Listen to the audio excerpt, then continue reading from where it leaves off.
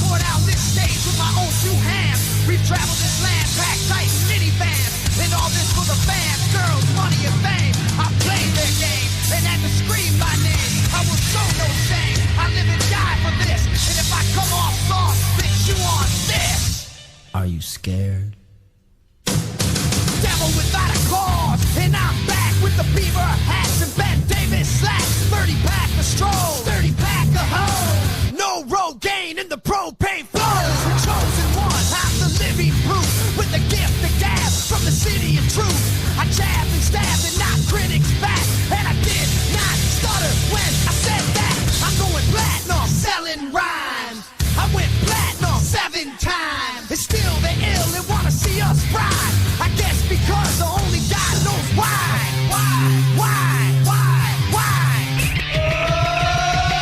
They call me cowboy, I'm a singer in black. So throw a finger in the air, let me see where you're at. Say, hey, hey. Let me hear where you're at. Say, hey, hey. I'm giving it back, so say, hey, hey. Show me some metal and say, hey, hey, hey, hey. Yeah. Fuck all y'all. I like the AC/DC and ZZ Top. Vociferous beasties and the kings of rock. Skinner, Seeger, Limp, Corn, the Stones. David Allen Coe with No Show Jones. Yeah! Pass that bottle around. Got the rock from Detroit, soul from Motown, the underground soul. Fucking pimp with tracks that Mac and slap back the whack. Never gain away, I don't play with ass. But watch me rock with Liberace Flash. Punk rock the class, boy bands are trash. I like Johnny Cash and Grandmaster Flash. Flash, flash, flash, flash. They call me cowboy, I'm a singer in black. So throw a finger in the air, let me see where you're at. Say, hey, hey. Let me hear where you're at. Say, hey, hey. I'm giving it back, so say, hey, hey. Show me some metal and say, hey, hey, hey, hey.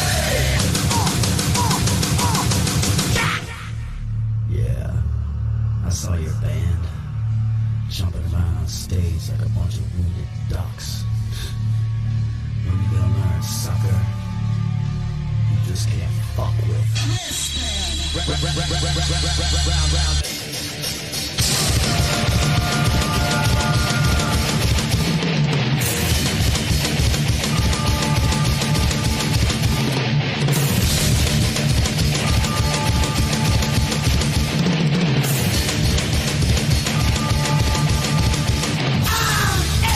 American badass, watch me kick.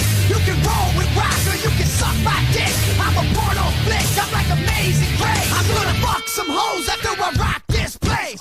Super fly, living double wide, sidecar my glide so Joe C can ride. Full sack to share, bringing flash and flare. Got the long hair, swinging middle finger in the air. Snakeskin suit, 65 Chevelle. See me ride and sin, hear the rebel yell. I won't live to tell, so if you do, give the next generation a big fuck you. Who knew I'd blow a black punk walk over? Said fuck high school, pissed on my diploma. Smell the aroma, check my hits. I know it stinks in here, cause I'm the shit.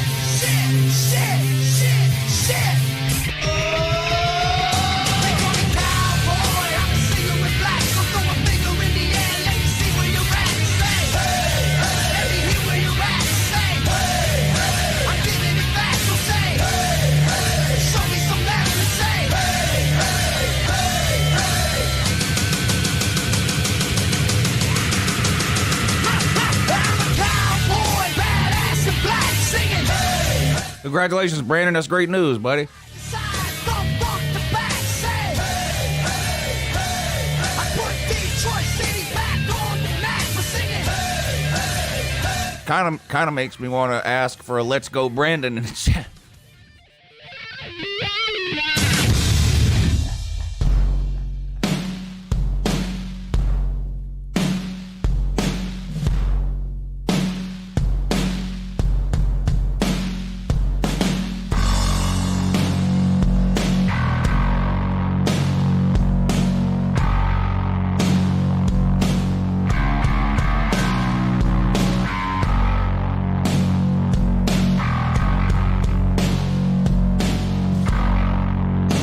What a coincidence, Brandon. I speak German on about a 3rd grade level, so that's great. I see you lingering around like a bad idea.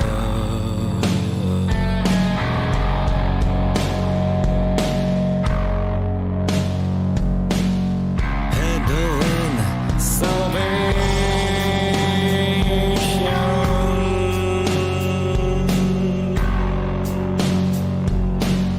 threatening damnation.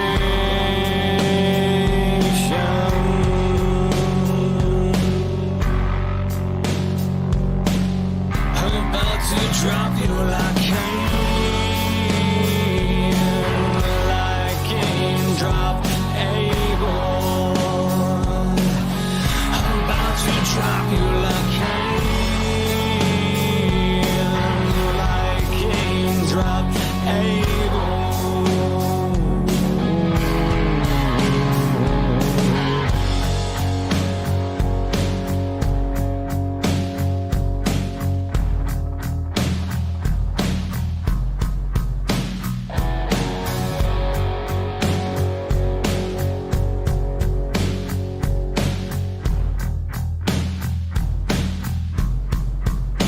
You're no medium, just a scum on the shallow end of assumption.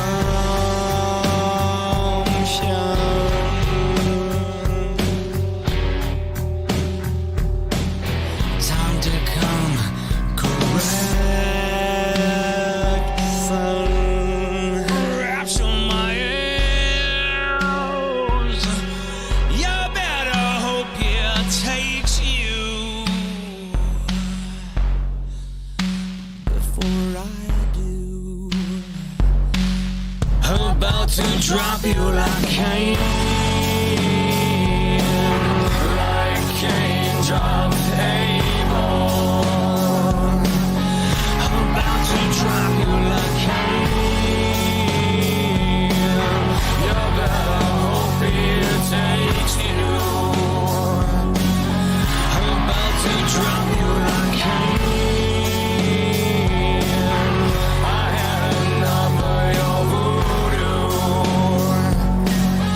I'm about to drop you like Cain. You better hope it takes you.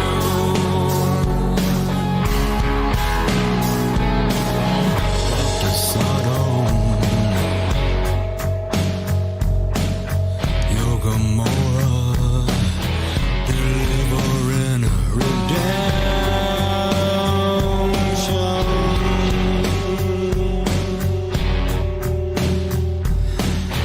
Feel my resurrection.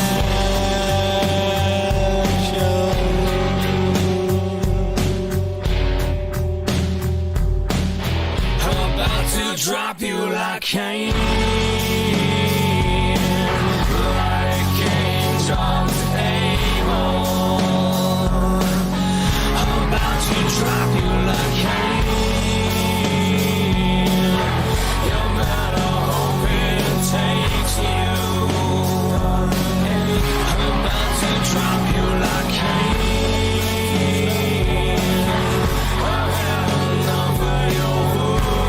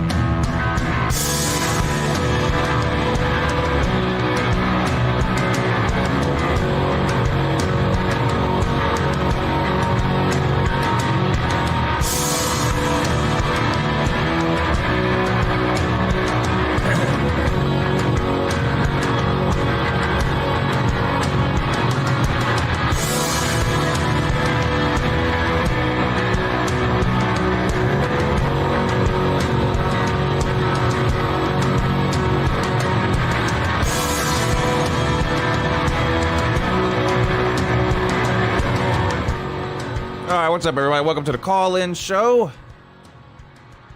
The link to the show was posted in the chat multiple times throughout the show. It's also in the description of the video, so if you want to join the show today and talk some college football, just hit that link and we will get you on the show. I want to talk about rivalry games today, and more specifically, what if you had to choose just one rival? Now, some teams only have one. Some teams, it's hard to even figure out if they have one. But you got a lot of teams that have multiple rivals. We talked about this a little bit on the morning show today. But with some of this conference expansion that's coming around in the SEC and probably to some other conferences too, and conference realignment and teams changing conferences and things like that, we're probably going to lose some of the games that we're used to seeing every year. If you look at the SEC, just the SEC as an example, we might not see Georgia, Tennessee every year anymore. We might not see Georgia, Auburn every year anymore. You might not see Alabama, LSU every year anymore. You might not see Florida, LSU every year anymore. You might gain some things too. You might get to see Texas and Texas A&M again.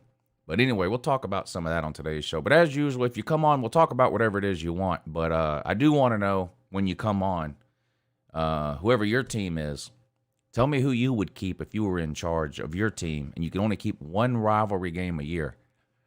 Which game would it be? It can be a conference game or a non-conference game. You take somebody like Kentucky, who would they choose? Would they choose Tennessee? Would they choose Louisville? It could be a conference or a non-conference thing. Anyway, I do appreciate everybody tuning in to YouTube's longest-running college football call-in show. There's plenty of call-in shows that are better. In fact, almost any call-in show you can find is better than this, but none of them have been around as long. So I'll take whatever I can get. And right now, what I can get is claiming to be the longest-running college football call-in show because it's just a fact. So facts might hurt your feelings, but it doesn't make it not true. One of my favorite lines there. One of my favorite lines. If you do enjoy the call-in show and the channel, don't forget to support the show by hitting that thumbs up. Doesn't take you any time to do it. It's really, really easy. And it's a big help to a live stream. So hit that thumbs up if you're ready to get started with the calls today. Super Chat is right below the comment section. Just click that $sign. You can attach a comment, question, troll attempt, whatever you want. I'll be happy to read it and respond. There's also a PayPal and a Cash App link in the description of the video. Great ways to support the show and the channel. Shout out to everybody that is tuned in. Don't forget to participate in the comment section too. That's another thing that's good about this channel, the comment section. Now, the content and the things that I do, they're just barely average most of the time. But the comment section on my channel is one of the best on YouTube. So participate in the comment section. A lot of you have been watching for a long time, but don't participate in the comment section for one reason or another. You should strongly consider it. I've met a lot of people from the comment sections around this YouTube community that I consider friends today. So regardless of all the arguments that go on in there, there's a lot of good people in the comment section. So get to know some of them, participate in the comment section. You'll be glad that you did. Let's see who's here today. Lizard Circus, Colby, Jerome, Jonathan Aaron, Neo, George, Edward Goldstein is here. Says he hit the thumbs up. Good job, Edward. I can always count on you, buddy. RB Smata, Kevin Wood, Jarvis S., Lost Aggie Man, Ryan Hirschberger. Good to see you in here, sir. Rick Sanchez, Slim Shady Canes, Battle Angel, Sort Beaver, Paxton, Leroy Jenkins, Zona Tucson, our Pac-12 man checking in. Let the Big Dog Eat is here. Some person is here. Probably, I don't know if it's a random person or a specific person, but some person is here.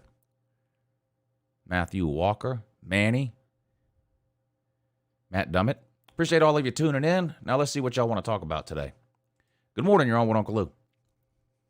Hey, Lou, it's Nate the Great. How you doing? Nate the Great, what's up, buddy? Not much, man. I want to talk you some. I want to talk about rivalries, and that I. Tell us who your team is. Tell us who your team is, and what's the one rivalry game you would keep? Michigan, my team.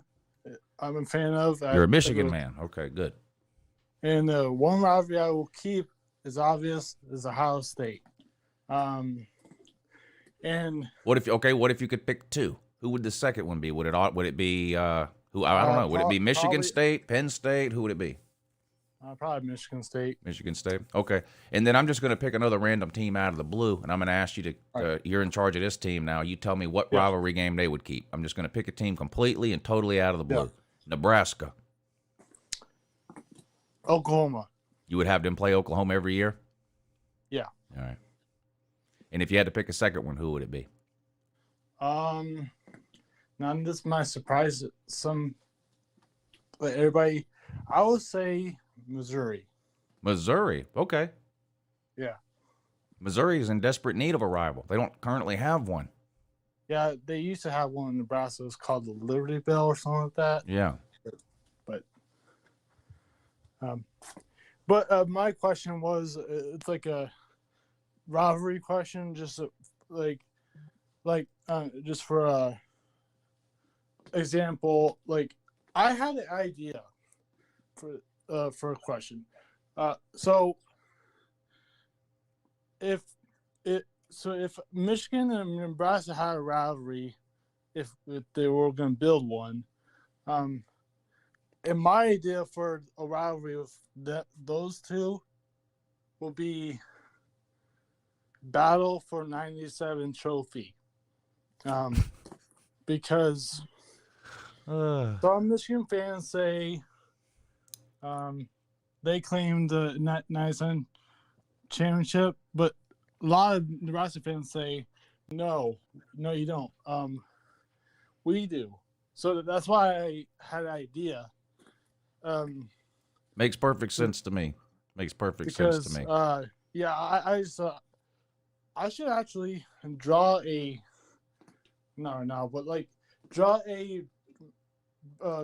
rivalry trophy with Nebraska and Michigan, and both each sides has number 97 on each side.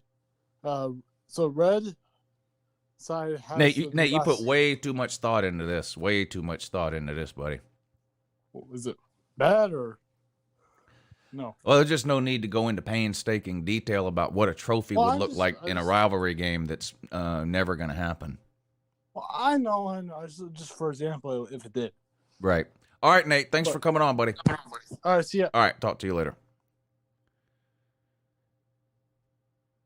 Shout out to Nate the Great. He's good people. Good morning. You're on with Uncle Lou. Hey, Lou. What's up? What's up, buddy? Who's this? This is Brandon. Sorry. Oh, what's up, Brandon? Congratulations, by the way. Yeah, thanks. It's been a long 2 years of grad school, but we're finally coming out of it. So what'd you get? Did you get both your? So what'd you get? A undergrad in German and a master's in teaching, or did you do it the other way around, or what degrees did you get? I actually just got a BA and an MA in German.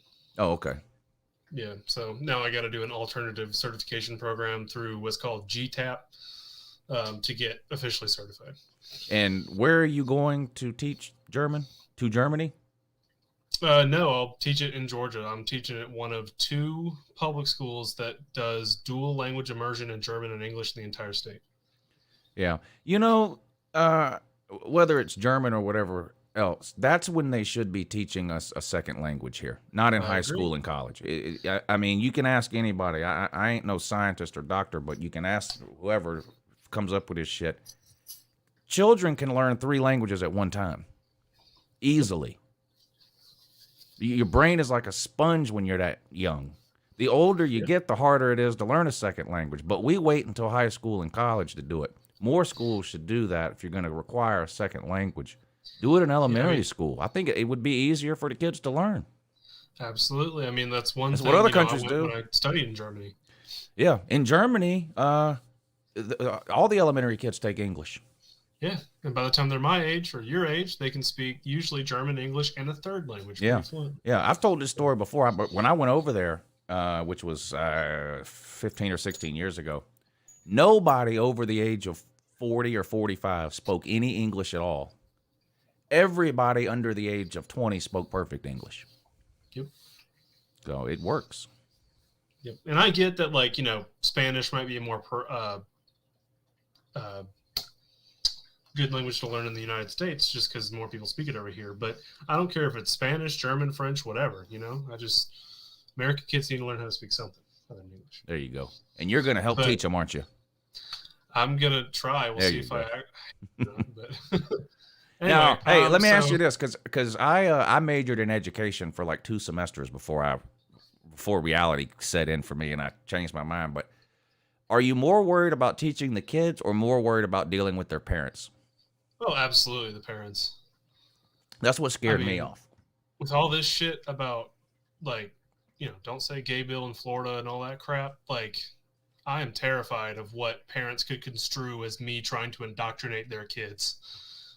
Yeah, it's scary. I mean, I remember when I did my student teaching or whatever, where they send you out and you're basically observing another teacher, and maybe the teacher lets you teach 1 lesson plan a week or whatever. It was a middle school, and I want to say it was a history class or a social studies class, and they were showing some movie, and I don't even remember what the movie was. So the lights were out and all that, and they had the movie playing, and me and the teacher are just sitting up at the front of the room, just doing nothing really. And a kid fell asleep on the desk, kind of with his head off to the side, and he fell asleep with his mouth open. This other kid behind him got up, walked up to him, spit into his mouth. Ugh. You know how the kids will spit and let it drip down and hang down from their mouth. He did that to where it was basically in the kid's mouth. Dude, kids are... and so we had to, it was a big deal, and the teacher did whatever the teacher did. Well, the next day, the kid who did the spitting, his mother showed up at school, had a meeting with the teacher, and I got to sit in on it. The mother basically walked into the room, didn't even sit down, walked into the room, grabbed her kid's hand, said, "Get up out of that chair." The kid got up. The mother looked at the teacher and goes, "My kid don't spit." And they turned around and walked out. Yeah, and I bet nothing happened. And that was the end of that. Yeah. And I said, "Man, I don't know." And the teacher just sat there, and I was like, I'm over there like having to put my hand in my mouth to keep from telling this lady what's what. And I'm like, you know what? Maybe teaching's not the best thing for me. Yeah, I mean, like, people, like, they try not to mention it when you're getting your degree and stuff because they don't want to scare you off. Yeah. But, like, my kid the skills that you have to develop as a teacher are not necessarily just how to teach. It's how to deal with people. Yeah. I mean, I'm glad I worked food service for 5 years before this. Like, oh yeah, that's probably good preparation. Yeah, I mean, having to tell people to pull up and wait and stuff, and then they say no, and then I have to bust a taillight out in their Mustang. But anyway, what's on your mind today? Yeah, we're talking about rivalries or something. So I'm a Georgia fan. Obviously, I think I've said that before. And I only got really into football when I got to Georgia in 2017. Like, I had grown up in a family of Georgia fans. Yeah. My dad's side was actually Florida fans, though. So obviously, I would definitely keep the Florida game. Now, what part of now, why was your family Georgia fans? Did they grow up here? My mom's side grew up in Georgia. Okay, dad's side grew up in Florida. You don't have to say exactly where if you don't want, but where in the state of Georgia did they grow up? Athens. In Athens. Okay, the reason I say that is because Georgia is kind of unique because obviously I've talked to a lot of Georgia fans over the years, and a lot of Georgia fans who live in the Atlanta area would probably choose Georgia Tech. A lot of Georgia fans who live in South Georgia would choose Florida. There's a lot of fans that live on the west side of Georgia that would choose Auburn, and there's a lot of fans that live up north in the mountains of Georgia that would choose Tennessee. I think the majority of Georgia fans would probably choose Florida, though. Probably. Georgia's one of the harder teams to pick, I think, at least in the SEC. Yeah. Just because, I don't know. I mean, they say, like, oh, if every team's your rival, then you don't really have any rivals. But Georgia has legit traditions with, like, at least 3 teams. Yeah. And like I grew up, I tell this story all the time. I grew up in Augusta, Georgia, which is on the border of South Carolina. So I knew a lot of people from South Carolina, and they were South Carolina fans, not Clemson fans. So I grew up hating South Carolina really more than any other team. Now, I wouldn't consider South Carolina Georgia's biggest rival by any stretch of the imagination, but it is kind of funny how geographically, kind of based on where you grew up in Georgia, a lot of times determines, maybe which team you consider to be the biggest rival. Or maybe which team you consider the second biggest rival after Florida or something. But yeah. Yep. Because for me, I guess after Florida, I guess be Auburn. Although South Carolina would be the closest geographically, I guess. Yeah, and I think we're probably going to lose Auburn unless they keep divisions and move Auburn to the East. Yep. You know, because Alabama's going to want to play Auburn every year, but they're also going to want to play Tennessee. Well, if you move Auburn to the East, Alabama would have to choose. If they do it like they do now, Alabama would have to choose whether they wanted to play Auburn or Tennessee. I'm assuming they would choose Auburn, but it gets hard when you, like, if they do say each school can only protect one rivalry, well, they all have to match up. So if Alabama chooses Auburn, well, then Tennessee can't then choose Alabama because Alabama's already got their one rivalry game that's saved. So Tennessee then has to choose someone else. It becomes very hard to do the further down the line you get. Yep. You're going to piss someone off. Yeah. Yeah. Now, I mean, pissing off the barn wouldn't hurt me none just because of all the bullshit their boosters have been doing lately. They need to be shut up a little bit, you know? Yeah. They need to be humbled. Yeah, absolutely. Yeah.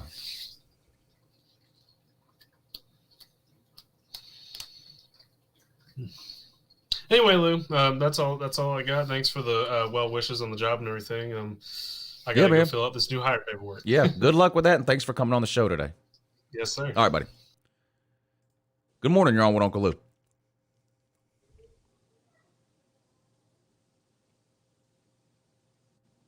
All right, I'll put you back and wait until you're ready, I guess. Good morning. You're on with Uncle Lou. Hi, Uncle. Yeah, good morning. How are things going? Things are going great. Who's this?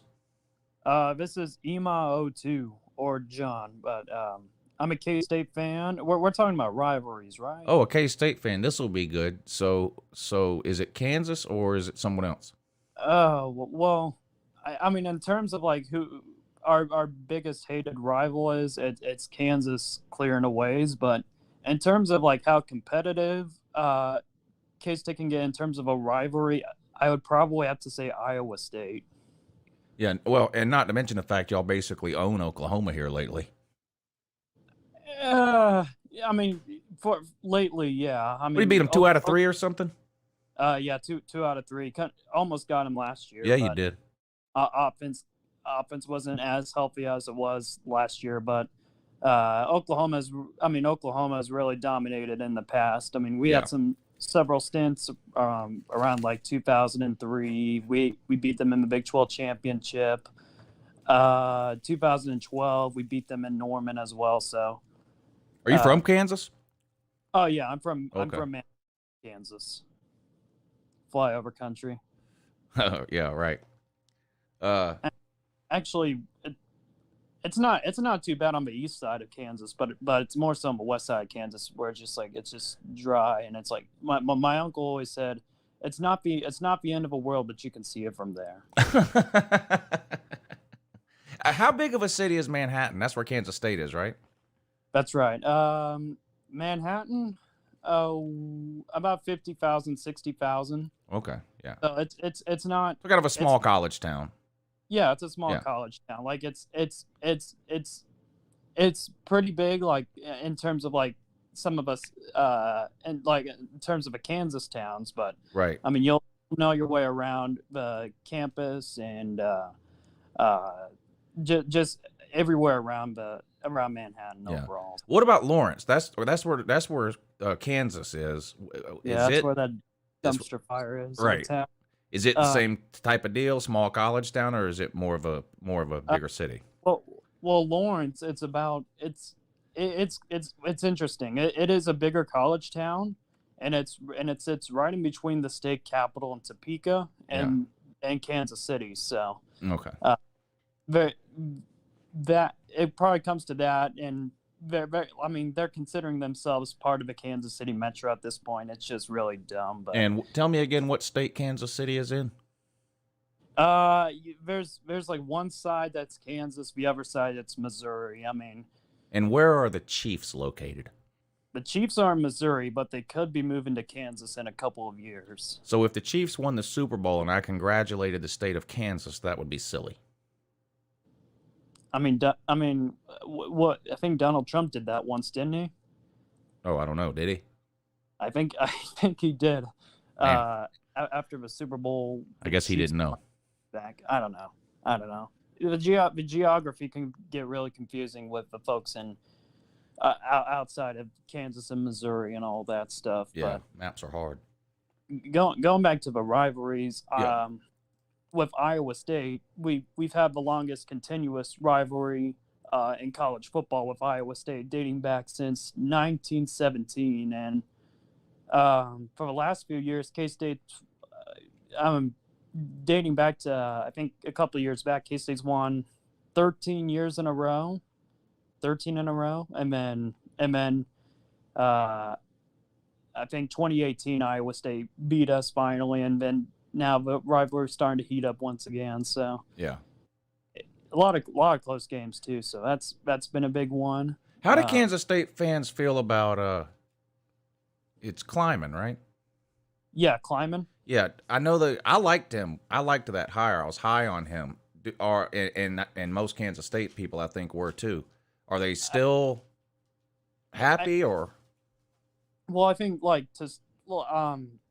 when he previously got hired, I think K-State fans were a little bit cautious because he was filling in the shoes for an all-time K-State legend. Yeah, Bill Snyder. Skeletor. That's right. Bringing K-State back from the dead. Back from the '80s when K-State they had 3 straight losing seasons. I mean, it was worse than what Kansas is now. So, but in terms of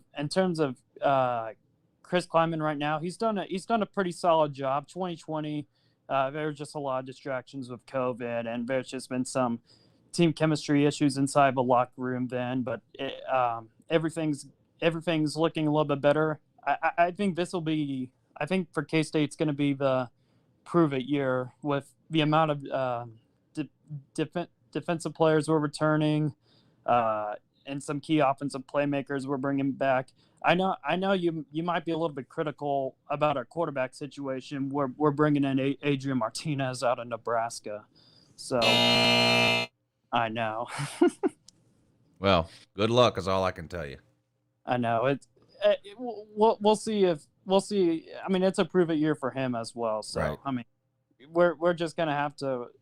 Sometimes a hopefully- change of scenery is what people need. So maybe he gets it right. together this year. I've been saying the same thing about Spencer Rattler. People are like, "Oh, he looked terrible when he played last year, and he was cocky, and his teammates didn't like him." Yeah, all that's true, but he's not at Oklahoma anymore. He's at South Carolina, and sometimes a change of scenery can open people's eyes. So who knows? Maybe Adrian Martinez will get it together this year. And just seeing, I was a little surprised with how far Spencer Rattler has fallen. I mean, their defense struggling was one thing, but I mean, looking at some of the past games last year against the likes of West Virginia and even Nebraska, when Adrian Martinez was the cornerback for them, I mean, Oklahoma, they were just not producing enough points under Spencer Rattler. So Yeah. and now you're going into a totally new system with Brent Venables as well. So Yeah, and you're going to be and he's going to be going up against, on average, better defenses week to week than he was in the Big 12 too. Oh yeah, and I think going into the SEC that'll be for sure. But I think when you're looking at the Big 12 as of late, they used to not have like defense. It was almost non-existent. Yeah. But as years go on, we're starting to see teams such as Baylor and Oklahoma State really make strides on defense. Yeah, as well. Oklahoma State's had a legit defense, not just by Big 12 standards, but nationally over the last couple of years. But now, of course, that defensive coordinator's gone. Now he's at Ohio State. But yeah, they had a legit defense last couple of years. Do you think Spencer Rattler will complete a pass against UGA? Yes or no? To his own team. Like just a pass? Just one pass, over under one pass completion against UGA in week 3. 2. Yeah, I'll take the over as well. He might complete 4 or 5. Oh man, I'm very excited to see what the SEC is.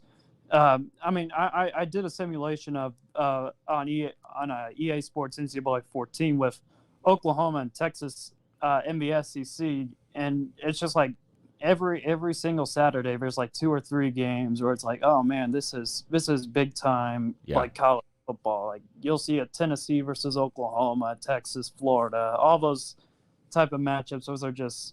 Those are money makers. Yeah. Oh yeah, no doubt. So, All right, buddy. Well, good luck to Kansas State this year, and keep us up to date with what's going on out there. I off the top of my head, I can't think of any other Kansas State fan that's ever called in. So I hope you keep watching and listening and calling in and keeping us up to date with what's going on out there. of course, sounds good. I'll always tune in to see what's going on around the SEC and some of our other places of college football. All right. So, I appreciate it, buddy. bye. All right, bye. All right, let's give this guy another try. Good morning, you're on with Uncle Lou.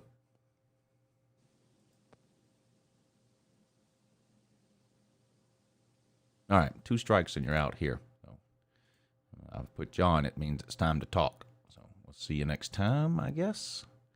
Good morning, you're on with Uncle Lou. Hey, good morning, Uncle Lou. This is Edward calling in. How you doing on this excellent Tuesday afternoon? Doing good, buddy. We missed you yesterday on the Lunch Money Shoe.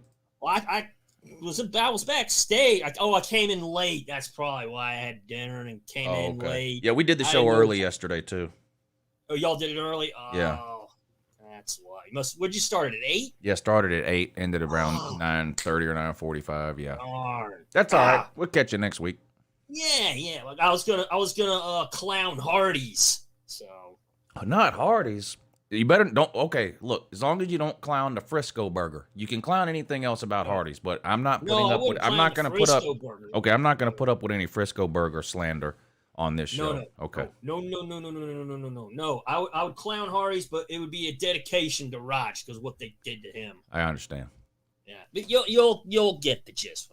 All right. Anyway, since rivalries is the topic, my team's FSU, Florida State. Yeah, this is a good one. This is a good one because you can only choose one. So, is it Miami or is it Florida?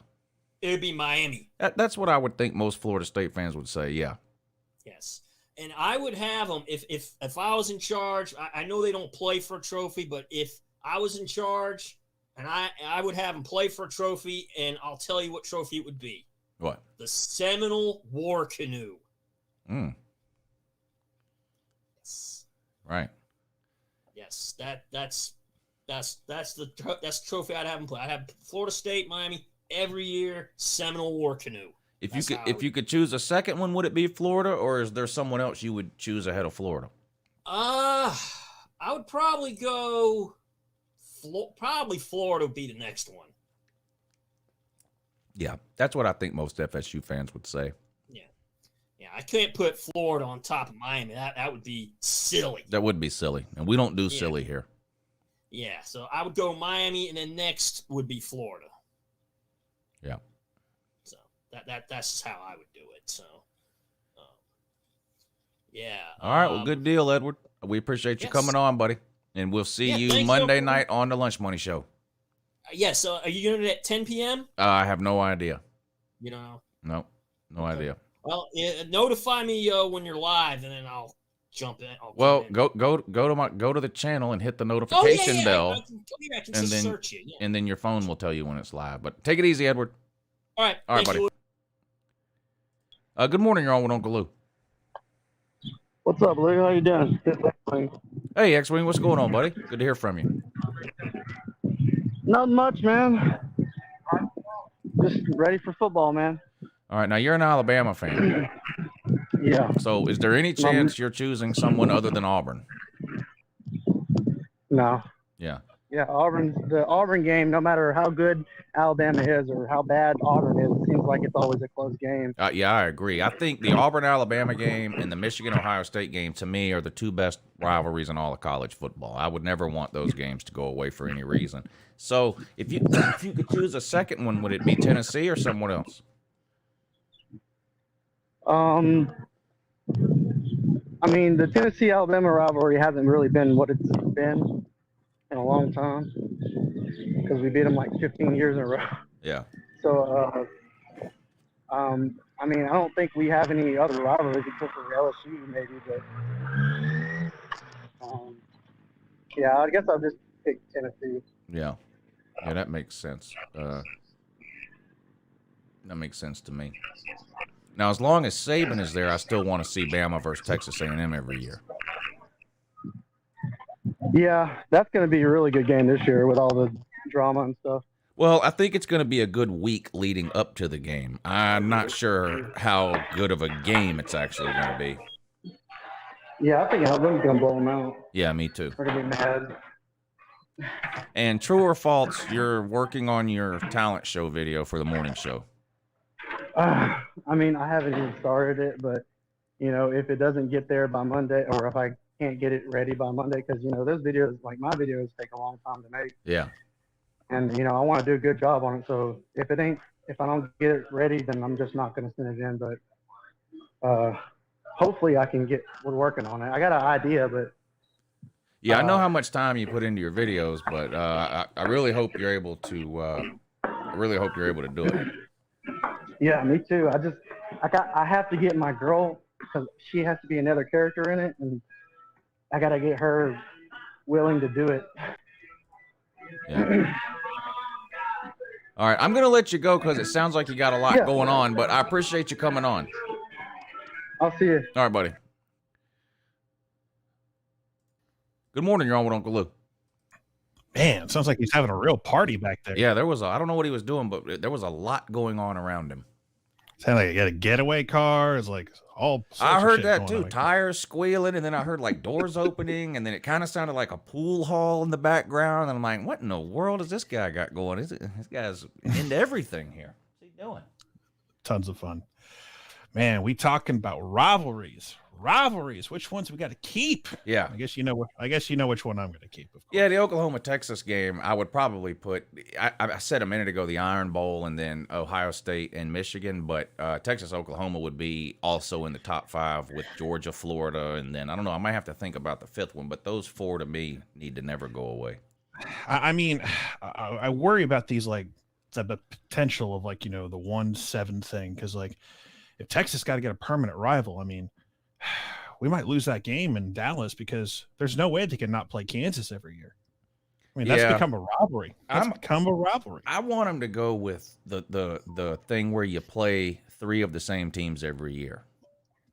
I think that one's going to win out in the end, but I've been very vocal lately about it's like there's dissension among certain coaches and schools who are against the they're against the 3-6 model because, well, if the rest of college football's not doing it, why should we? It's like, and to me, that sounds like you're a loser program. You're a losing football team because you desperately need multiple cupcake games to make you bowl eligible. Right. So you can get your bonuses and your contracts. It's just like, there's too many rivalry games for a bunch of teams where you can't at least play 9 conference games. Like asking Georgia is like, all right, you got to pick between Auburn, South Carolina, and Florida. Pick one. Yeah, I think that's dumb too. And even with some of the newer schools, like you take Texas A&M, I want to see Texas A&M in Texas every year now. Like that was one of the big pluses to me about the announcement of OU in Texas was, we're finally going to get to see Texas and Texas A&M again. You know? And A&M doesn't want to play Texas ever because they're still bitter and they're still the most insecure fan base on the planet because just watch them react to anything, right? Anything negative. And I know there's probably a handful of other SEC teams you could pick out as well, but so if you could choose a 4-team pod for Oklahoma, who would it be? If it ended up whether it's called a pod or not, if Oklahoma was going to play 3 teams every year, who would it be? Well, definitely Texas. I definitely want to play the Aggies every year because I just enjoy, deflating their undeserved egos. I miss doing that. I really, really do because it would happen even back in the Big 12 days and they would get their wins every so often that what a shock they did nothing with because that's what A&M does. They'll get a big win and look, they do nothing with it. Yeah. So, and it's not going to happen, but I think Arkansas would be fun because they're kind of, they're a lot better now under Pittman and, congrats on the contract extension. It's well-deserved. But before then, like Arkansas, man, like that is a fervent fan base that acts like they're like a 10-win team. but hasn't really done it lately. Until Yeah, I'm assuming you watched the Arkansas-Texas game last year. Oh, of course, with popcorn and everything. That was one of the best atmospheres I saw all of last year. Was that game? Oh, and hearing about how Casey Thompson came into the fourth quarter, how he would have made a difference, right? If he played the whole, I'm just like, you gotta be kidding me with this. And they're doing it again this year. They got their quarterback Jesus, and they think their offensive line that is complete trash, and they're hoping that of these 7 high-powered freshmen that are going to come in July are going to make a difference as true freshmen. They need at least 2 of them apparently to be really, really good in order for their line to be serviceable. So that's their season this year. But yeah, overall rivalry games. Well, if it can't be Arkansas, what about what if you had to choose between it being Mizzou, which so it would be like the old Big 12 back together again, or an SEC team to start something new, but it couldn't be Arkansas, so it would have to be someone else. I mean, they have so much time to figure this out. We assume, anyways. It's not going to happen. I would love to have like a thing with Bama or Florida. Yeah. I mean, it just to throw it out there. I mean, a lot of people are saying OU and Florida should be permanent rivals. And I'm like, I kind of think about it. It's like, I mean, we played a lot. We play each other in a lot of sports lately, whether it's softball, baseball, football. And it's like, it's like I could see that. I don't know how Florida would feel about it because they're going to want to play Georgia. I'm guessing they're going to play Tennessee. I don't know who the third would be. I mean, I don't know if Kentucky or South Carolina, they're attacked, or I guess LSU is kind of their permanent rival and whatnot in the crossover deal. But a lot of people are so stuck on the geography thing. Like it's not going to matter because they're going away. Some people would push back against the OU Florida thing. Oh, they're not, they're nowhere near each other. This isn't 1985. Like, these teams aren't taking Greyhounds to the games. Like, it really doesn't matter whether you're, if you're Florida, what's the difference between playing at LSU every other year versus playing at Oklahoma? An hour in the air? I mean, come on. Yeah, pretty much. So it's just the fact that I'm just praying because we're going to get to July and that we're going to get to next month from 80 days. And all you're going to hear every day, every coach is going to be asked their opinion on the scheduling format. That it's going to be NIL, and the scheduling format. And we're going to hear which coach feels one way or another. And I've been obviously being an outsider to this whole thing. I hate when I hear the crying about, oh, we'll have to play 9 conference games and we'll have to give up because hearing Kentucky complain they'll have to give up the Louisville game.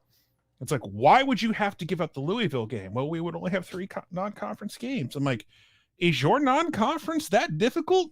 Are you Georgia that plays Georgia Tech and some years Clemson or some years Oregon? Because I made a video about this the other day. It's like, love or hate Georgia based on the Rose Bowl to all my to the OU fan base. I said, the one thing you can't hate on Georgia on a regular basis, they play teams you've heard it before, and sometimes it's home and home or on the road. It's not just neutral site. Well, let me ask you this. If they go to 9 games, conference games, and let's assume y'all work it out with Oklahoma State, okay?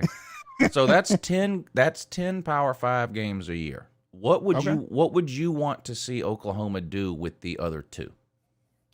The other 2, well, Oklahoma State, I mean, I'll say it right here. If we never play that game again, it doesn't bother me. No, but this is assuming y'all do. So that would be 9 SEC games and then Oklahoma State. That leaves 2 games left you can schedule yourself. Right. How would you want Oklahoma to do that? Would you want them to schedule 2 more Power 5 teams? In a perfect world, yeah, but I know that's not going to happen. And what is Oklahoma's goal at the beginning of every season?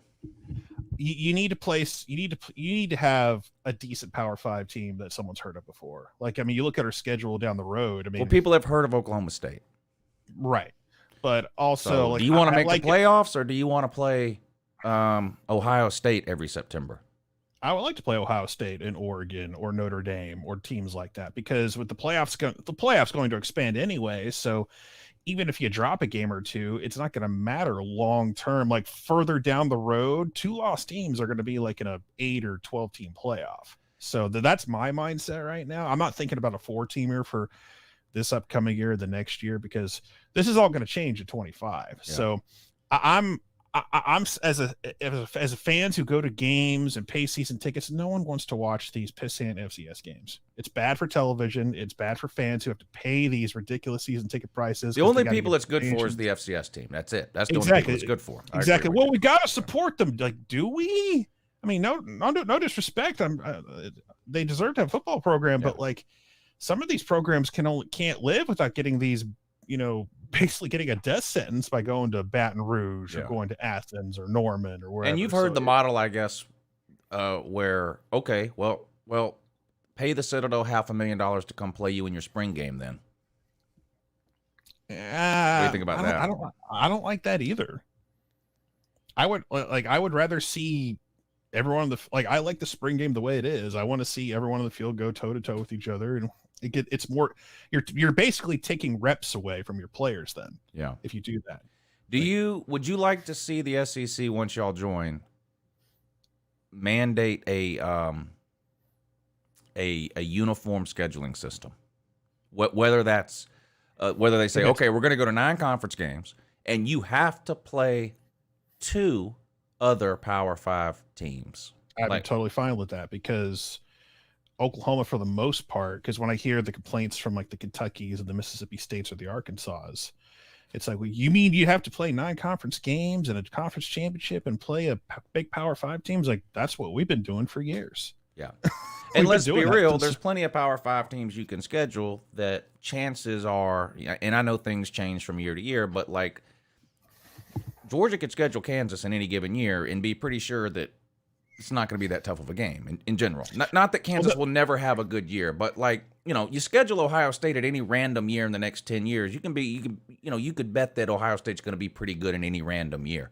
So it's not like having a rule that you have to schedule 11 Power 5 teams is going to mean you're going to be playing 11 top 15 teams. I mean, that's, ridiculous. Right. And this idea that like every team in the SEC is going to be at their peak year round, like that's the thing that always like makes me roll my eyes, because I mean, the names sound intimidating and they're going to have players, but there's going to be years where Florida's down or Georgia's down. Tennessee's been down for a while, like Alabama. Believe it or not, Alabama at some point will take a dip. I don't know how big of a dip.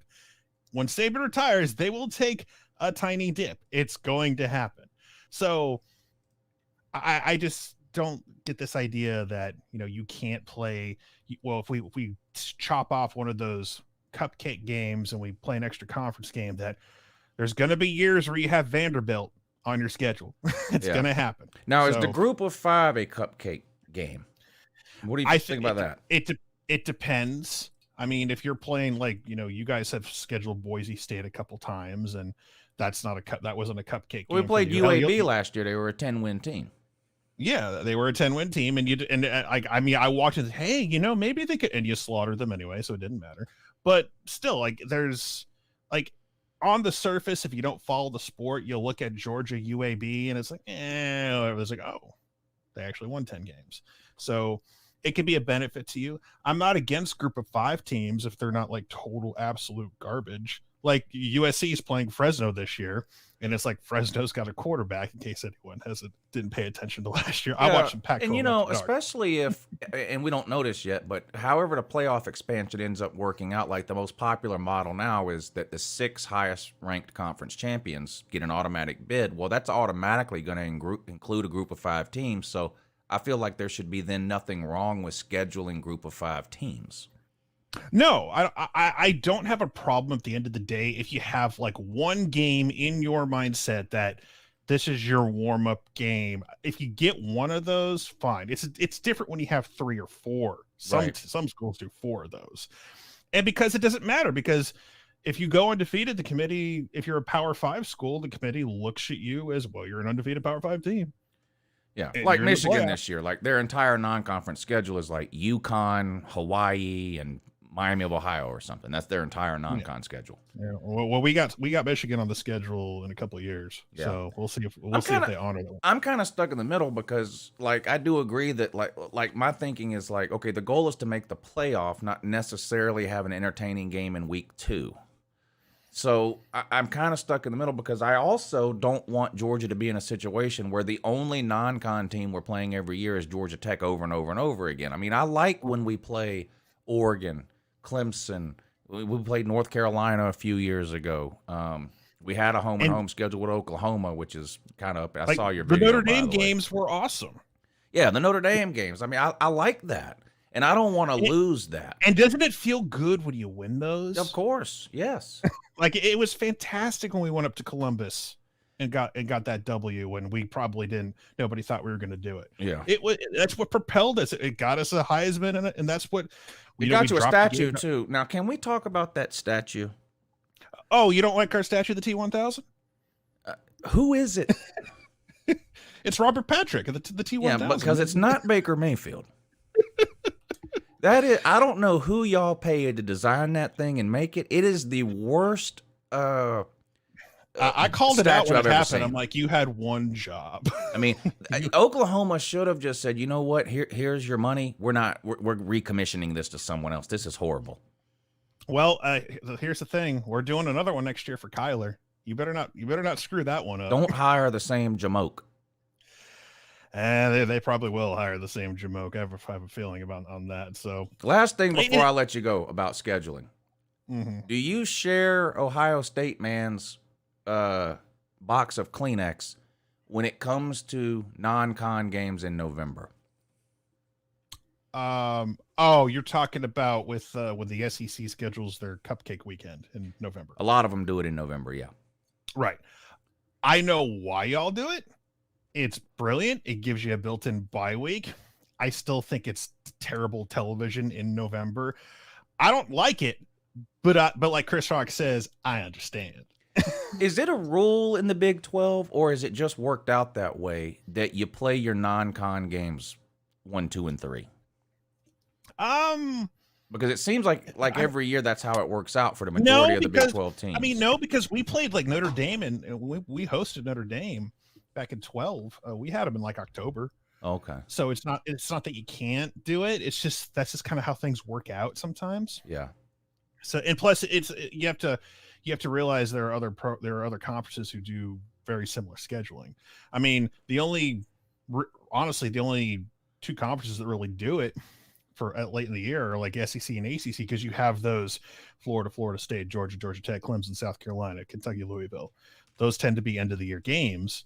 So those are kind of the two conferences that do that. So that's just kind of how things roll there. So, but no, I mean, I get why they do it, but I'm not going to, it's just, I know there are some SEC programs and some fan bases who there are years where they have crappy, with the 8-game conference schedule, they have crappy home slates. And so you have these terrible non-conference games and you don't have any, you're lucky if you have one big home game a year.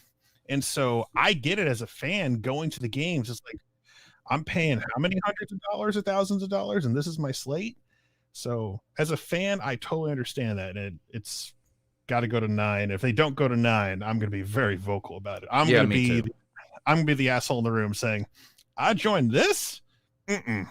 I mean, obviously I've been okay with the way things have worked out for the SEC over the last 15 to 20 years, but waiting 6 years between playing teams, which equates to 12 years to complete a home and home.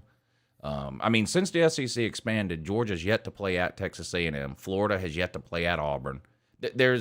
Every team has one team in the SEC that they haven't played at their stadium in 12 years. I mean, Alabama, Georgia, for as long as we've been on, I've been on YouTube longer than you. It's like, it's been one of those games where it's like, I want to see these teams play, but I keep looking at the schedule and they're never in the regular season. It's very rare. It's like, thank God for the COVID year, because I don't know if that was planned beforehand or not. Yeah, that was already scheduled. Okay, that was already scheduled, but it felt like a rarity. Whoa, Georgia and Alabama, the regular season. Is it Christmas? Yeah, because the way it works is we play there, and then they play in Athens 6 years later. And then 6 years after that, we play in Bama again. It's the same thing with Texas A&M. It's the same thing with LSU. It's the same thing with Mississippi State and Ole Miss. It's all to protect. ridiculous. I mean, all due respect, it's to protect. It was all to protect Georgia, Auburn, and Alabama, Tennessee. Right. You got those are the only, like, every other rivalry game. I mean, I don't know how Florida, LSU people care about that, but those are the two historical ones that people cared about, and only one of them was any good on a regular basis. Yeah, it was Georgia, Auburn. So anyway, I'm hoping that we'll get some more good news hopefully next month when media days, and maybe we'll have another coach fight or something, and we'll have more to talk about then. Hopefully so. All right, Oni Kuno, thanks for coming on today, buddy. Have a good one, man. All right, you too. He's one of the reasons I'm excited about Texas and Oklahoma joining the SEC. Like he said, he's been around doing the YouTube thing longer even than I have. And I've said it before. You couldn't forget the teams. You couldn't have picked two better fan bases to fit in with the SEC. The SEC has the thing where, like, it just means more. In general, that is true. But there are teams in other conferences who care. There are individual teams in other conferences who care just as much as the SEC does. Oklahoma is one of them. Texas, Ohio State, Michigan. I think it's a good fit to have them in. Good morning. You're on with Uncle Lou. What's going on, Uncle Lou? Nothing. Just doing this call-in show. What's up with you, buddy? Not much. Based off the title, I've been thinking a lot about who would Tennessee keep, as I'm a Tennessee fan. Yeah. For the one rival. Yeah, that's an interesting question there, because you have the in-state deal with Vandy, but you have the whole third Saturday in October thing with Bama, and Tennessee and Kentucky is kind of a rival too. Yep, they just need to bring back a trophy for that one at least. So who would you pick? Honestly, I'd probably have to go with Bama just because the history there, personally. Also, Bama's on top right now, and the big thing everybody's saying, whether they truly believe it or not at the moment, I don't know, is that, with Bama being on top still, you want to beat Bama while they're on top, and they're probably going to be on top even when after Saban's gone for a little bit. Well, that's the thing. Yeah, it's kind of silly to pick your one rival based off of how good a team is today, because, I mean, Tennessee loved playing Alabama every year in the late 90s and early 2000s because it was a guaranteed win. Now it's the other way around, but it's going to flip-flop again. I mean, these things come and go, Yeah, but a lot of people in my family are Vanderbilt fans, and whenever that game happens, it's literally just an entire war zone in the entire house. So yeah. So if you could pick two rivalries, the second one would be Vandy? Definitely. Yeah. Just because the Florida one, I got a buddy who's a Florida fan, and it's just not there just because we never beat them. They don't even view it as a rivalry. And Kentucky is just now getting interested again, but we've had their numbers so much that I have a cousin who's a Kentucky fan, and he's not even into football. He's like, call me when baseball and basketball starts. Right. And that's my view into their fan bases. And I'm just like, the Vanderbilt ones are the ones that are still kicking. Yeah. Just in general.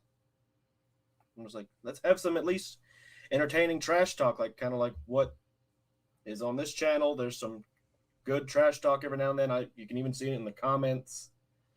There's a Gator fan and a Vol fan going at it. Oh, yeah. It's always something going on in the comment section. And that's the thing. College football, trash talk is just a part of college football. Mm-hmm. It's, it sometimes it goes too far. I'm guilty of it too, but you'll never eliminate trash talk from college football. I mean, that's just a big part of it there. Brandon Davenport says the Natty needs to be in the Rose Bowl. Well, the way we have it now and probably in the future, it's never going to be in the Rose Bowl. The national championship site is bid out just like the Super Bowl is. The Rose Bowl will host the Rose Bowl. Just like the Sugar Bowl will host the Sugar Bowl, and the Fiesta Bowl will host the Fiesta Bowl, and the Orange Bowl will host the Orange Bowl, and the Peach Bowl and the Cotton Bowl will host those bowls. But the national championship game is bid out, and cities get to bid on it, just like with the Super Bowl. That's why it was in Indianapolis this past year. So, but Sammy, thanks for coming on, buddy. I appreciate you taking the time, and we'll talk to you again next time. Thank you, Uncle Lou. All right, buddy. Yes, sir. Good luck to your Vols. Jeff Webster, what's up, buddy? Hey, Lou. Hey, got a quick question on the rivalry thing. Yeah. Georgia-Auburn is the oldest rivalry in the South, one of the oldest in the country. But I would bet most Georgia fans would want to keep Florida if they had to choose. I would think so too. Yeah, and then if we haven't really talked much about separating conference from non-conference, but if you really can only choose one, I would still even choose Florida over Georgia Tech.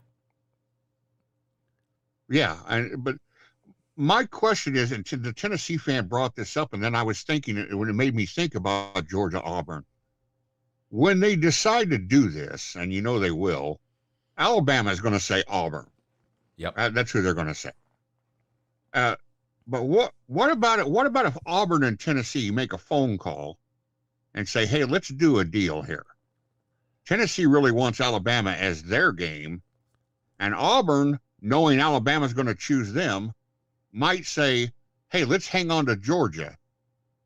Or is it can like one team dictate the rivalry? Like, let's say, for some reason, Mississippi State no longer wants to play Mississippi, and Ole Miss chooses Mississippi. Can Mississippi State throw a monkey wrench into the program and say, "No, we want LSU"? Yeah. Or are these rivalries going to be where both teams have to agree? Well, this is where I'm hoping that the person that's in charge, which right now is Greg Sankey, acts like he's in charge. There's nothing wrong with getting input from all current 14 SEC teams and Texas and Oklahoma. There's nothing wrong with getting input from them, asking the AD, the coach, the school president, whatever. Okay, we're only going to have one permanent game. Who do you want it to be? But in the end, like, someone has to be the one that makes the decision, and that should be Greg Sankey. So yeah, I agree. You're not going to be able to please everybody. That's why I'm really hoping they do the 3-6 deal, because then if Georgia and Auburn goes away as a permanent game, at least it's played every other year. Right. Yep. I would agree with that. I think you have to do the permanent games. I think both sides have to agree. There has to be A and B have to agree that that's who they want to play. Like if Tennessee says, "Well, we want Alabama," but Alabama says we want Auburn, and Auburn chooses Alabama, well, then Tennessee's that left dangling, Right. It's got to be the match. Now, as a Bama fan, I see what's coming. We're going to lose LSU every year. I think that's definitely and happening. I hate that. Yeah, I hate that. I love playing LSU every year, but most likely that's going to go away. But if you go to 3-6, it's not like you said with when's Georgia ever going to get to College Station? At least we won't have to wait 12 years. We'll see them every other year. Yeah. Because these pod things, Onikuno kind of touched on it a little bit. You'd like to see Oklahoma and Texas together. You could really make an old school traditionalist move and put A&M and Arkansas with them, which maintains a Big 12 and an old-time Southwest Conference combination of those four. But I don't think, and I agree with Onikuno, I don't think A&M will ever go along with that. Right. That's why I don't think every team should have to agree on anything. I think every team should be able to put input in, and Greg Sankey makes a decision on how it's going to go. Right, because if you left it up to A&M would say, "Well, why don't you put Arkansas and Mizzou with Oklahoma and Texas, and then we'll go to LSU and the two Mississippi teams?" Because, I mean, as much as they don't like each other, there's a lot of animosity between A&M and Texas, and I don't think A&M wants Texas on their schedule. As much as they'd love to beat them, I don't think they want to see them every year. I agree with you. That's been a weird. There's a whole political side to it, and all the history that goes along with what's going on between Texas A&M and Texas. But the reality is, 99% of college football fans walking the earth want to see Texas A&M and Texas play every year. So sorry, Texas A&M. Exactly. We're giving the people what they want. I'm all for the players getting all this stuff they want recently with NIL and transferability and all that. But in the end, if you don't have any fans watching the games, it doesn't matter what you give to players. At some point, you do have to consider the fans. You cannot take the fans for granted. I mean, fans want to see something that makes sense with this realignment that's coming. And the 3-6 deal is the only thing that makes sense. And along with that, Texas playing Texas A&M every year makes sense. Yeah, and I think while I appreciated your comment, what is Florida playing LSU and Oklahoma? It's 1 more hour in a plane. I agree with that as far as the teams go, but I do like the geography for the fan bases. Right. I mean, it's easier to go to away games. Yes, that's true. Right. You know, if you're a Georgia fan and you live in the middle of Georgia, pick your town. I don't care where it is. You live in Georgia, you root for the Bulldogs. You don't want to be paired in with somebody 3-4 states away. You want to still play Florida. South Carolina is a short drive for you. Right. And say maybe you get Kentucky. That's still not bad. Right. It's a lot better than if you had to drive to Columbia, Missouri. Right. You know? Right. Keep the 3 you play every year ought to be neighbors, I think. That would make the most sense to me. In-state or neighbors. Though the thing that worries me is somebody's going to lose. Probably every team is going to have that one.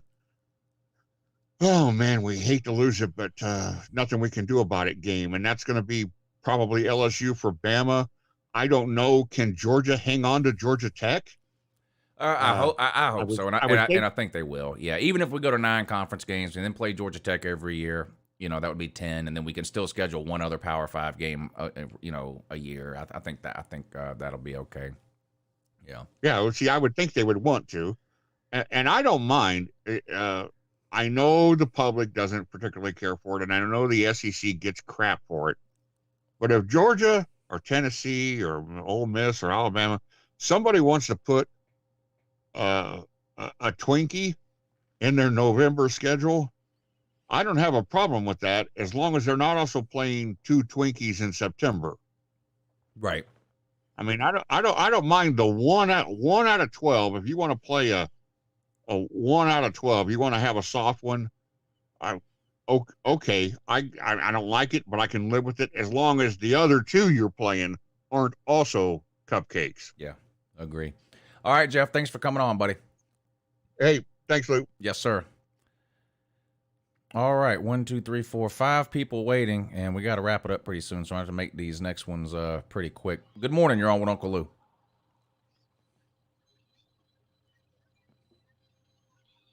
Hi, Uncle Lou, what's going on? Yeah, what's up, buddy? Hello? Yes, good morning. What's going on, buddy? I'm doing a call-in show. Good morning. The 3 rivals I'll take. Yes, sir. The 3 rivals I will keep is Georgia, Tennessee, and LSU. Well, you're definitely not getting all 3 Hello? of those. Are you there? Yeah, I'm here, but you're definitely not getting all 3 of those. That I can tell you. I want Georgia to stay on as our permanent. Yeah, you're going to keep Georgia for sure. You're going to keep Georgia for sure. Tennessee, I'm not so sure about. And LSU, I think, is definitely going away for Florida. I would hate to lose the LSU game. Yeah. I just recently moved to Louisiana this Saturday, so I have a lot of friends that's LSU friends, and we talk a lot of trash. Yeah. That's probably going to go away. Would be my bet, but yeah. All right, Octavian. Thanks for coming on, buddy. It's good to hear from you. Slim Shady Canes, what's up, buddy? Lou, sir, how are you? Man, I couldn't be better.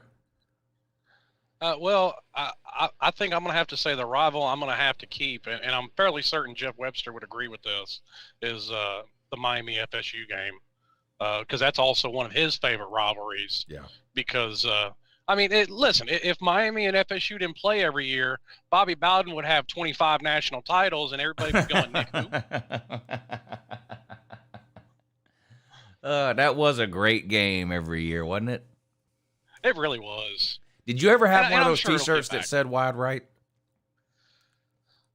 Say what now? Did you ever have one of those T-shirts that said "Wide Right"? No, I never got one, but something. Was it right or left? There are 3 wide rights Yeah. and 2 wide lefts, 1 or 2 wide lefts, if I'm not mistaken. Yeah, I remember watching the games back then after that had happened, and they'd show close up in the stands of all the Miami fans wearing shirts that said "Wide Right." Now, I see, y'all sitting here talking about how these conferences may realign. I'm hoping the ACC. Well, I'm fairly certain the ACC is smart enough. It's no big secret. I mean, I get Golden Blue Dude thinks he's breaking some kind of news story, but Notre Dame eventually joining the ACC is no big secret. It's going to happen. I think anybody with two brain cells to rub together can see that. I'll tell you this. If it doesn't happen, that is an epic and massive fail for the ACC and could be the end of the ACC. If Notre Dame ends up joining a conference not named the ACC, that could be the end of the ACC because you're going to have there's rumors already that a couple of teams may want to get out. If they can't secure Notre Dame and Notre Dame ends up joining, let's say, for example, the Big Ten, that would be a massive blow to the ACC. Well, as far I know this for a fact, as far as the ACC's contract with Notre Dame sits, because they're in the ACC in every other sport, and then they've got the 5 ACC games that they play every year anyway. They can't join another conference other than the ACC right now because of the wording of that contract. Yeah, well, they can't unless they pay money. All these college contracts. Well, yeah, But and then as far as and y'all were going on about teams playing 2 Power 5 non-con games, and it reminded me of a video you put out a few weeks ago, and I completely agreed with the premise. Keep the government out of college football completely. But I'll say this: I think I would make an exception for what South Carolina did. I would not be mad at all if they mandated that Miami, Florida, and Florida State all have to play each other every year. Yeah, well, and now that's a little bit different because that's state government. Not that state governments are right. are I know there's corruption in any government office anywhere, but I was more specifically talking about the federal government. Right, and I agree with that. And listen, I don't like any of them, state, local, federal, but I don't like all of you. But I think that's a game that, to Oni Kuno's point, it's a game people want to see. Yeah. And everybody's into the trophies, and Nate's trying to design a new one. A trophy was handed out. They handed out the Governor's Cup every year. Whoever won the 2 games.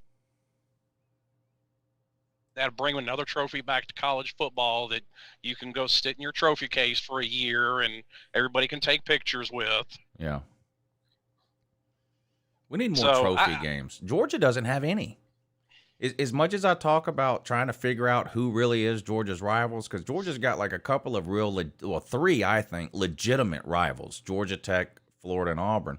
But then they've got a couple of other kind of peripheral rivals: South Carolina and Tennessee, sort of. Georgia doesn't play for no trophies. I'd like to see more trophy games, or not even necessarily trophies, but they hold some a golden boot, or some rivalry hands out an or Harvard steals Yale's goat every year, or whatever the hell it is, shit like that. I'd like to see more of that. Miami has one, and it was for the regular season series between them and Florida. It was a battle for a Seminole War Canoe. Yeah, it's and you want to see a group of people that need a Kleenex after a game. Go check Florida. I don't know if you can even scroll back that far, but go check the Florida Gators Twitter feed after they beat us in 2019. They are still crying. They've been crying for 30 years about wanting that trophy. They've been crying since they won in 2007. Well, they're used to crying, so. I mean, but they just cannot seem. It can't seem to sink into their head. That is the trophy for the series winner yearly.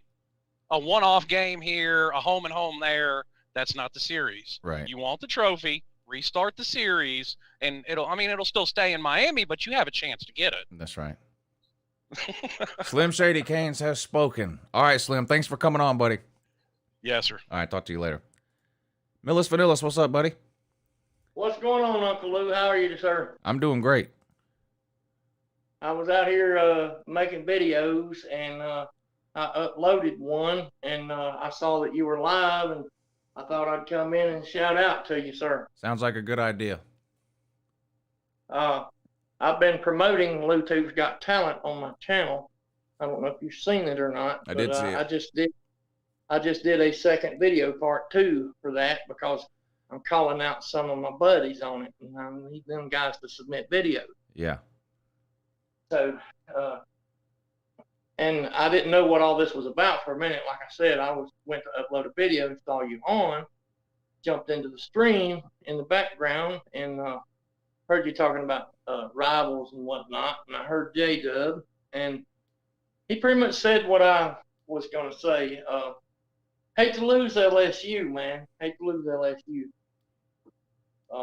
Because I love going down to the bayou and, just stomping on them fools every year like we do. And so, I would hate to see that come to an end. Yeah, me too. But it had to probably pick a is. rival, it would have to be the Tiger Eagle. Yeah. All right. I'm going to give you 30 seconds to give the people what they want. Go play them damn drums. Oh, you want me to play drums looking like this? Yeah, Okay, you got to hurry though. We're running out of time. I'm going to give you 30 seconds to wail on those drums. And they will receive. All you have to do is ask Millis, and Millis will provide. That is no problem.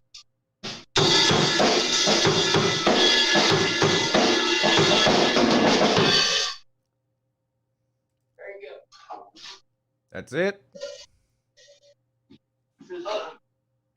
Millis is a man of the people. You know this. Yeah, I've been known that.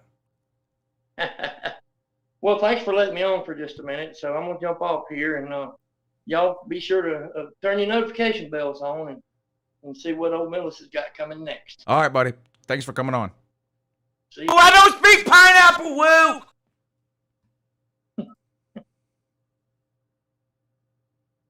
woo! Good morning. You're on with Uncle Lou. Morning, Lou. How you doing? Doing good. How are you, sir? I'm doing well. Before I get to my teams, I had to work today, but my wife is over there in your neck of the woods with my son's all-stars team there in Screven. Screven County? Yeah. Yeah, okay. Yeah. We went down there and played them in high school my junior year. Yeah, they're over there for all-stars for baseball right now. So I had to work today. I couldn't go. Okay. But I'm a Georgia fan, and of course my number one would be keeping Florida. But I honestly feel like we'll probably do the 3-6, and I think the 3 games, I'm torn between the third one, and I want to see what you have to say about it. My 3 teams would be Florida, Auburn, and either Tennessee or Kentucky. Which one would you pick out of Tennessee or Kentucky? Well, first of all, it's not going to be Auburn because Auburn's going to be in a pod with Alabama, so it's not going to be Auburn. Who I want. Right. If I could choose, I would choose Florida, South Carolina, and Tennessee. Okay, because I know you in your videos, because where you live, all your South Carolina haters. But right. Why Tennessee? I hadn't heard a reason why Tennessee. Well, I like that game every year. Other than the last, I mean, we've kind of dominated them the last 10 years or so, but I mean, they're the other closest team to where we are. I mean, obviously Auburn would be one, but that's just out of the question. It's just not going to happen because Auburn's going to be in a pod with Alabama. There's just no way around that. So I would choose Auburn over Tennessee, but that's just too unrealistic. So I would choose Florida, South Carolina, and Tennessee. I mean, I can't think of any. Who are Georgia's rivals beyond that? There are none. Yeah. But I would want to pick Kentucky because they're always good, hard games. Well, not always. I mean, Kentucky's been a 4-win team for the majority of my lifetime. I mean, they're an 8-9 win team right now, but I wouldn't say they've always been a tough, hard-nosed team. They were a doormat for 40 years. Well, yeah, that's a good point. I'm going off recent history. So, yeah, they're I good wasn't now. thinking far back. But I think under Bob Stoops, they'll do good, and I think they will continue to be 8, 9, 10 win teams. Yeah, Mark Stoops, but yeah, I do that. I do that all the time too, and then people laugh at me in the comments section. I make the same mistake all the time. Mark Stoops just got a raise. I don't know. I don't know about this year, but if you take his raise that he got for this year, it would have made him the 9th highest paid coach in all of college football last year. Damn. So they're definitely paying him. But hey, thanks for coming on. It was good to hear from you. All right, last one coming up right here. Good morning. You're on with Uncle Lou. Hey, what's up, Lou? What's up, buddy? How's it going? It's going good. That's pretty good. So I'm confused with the pod. So how's it supposed to work? Pods would be 4 pods, 4 teams in each pod. You would play every team in your pod every year. So this would include the rivals you're talking about?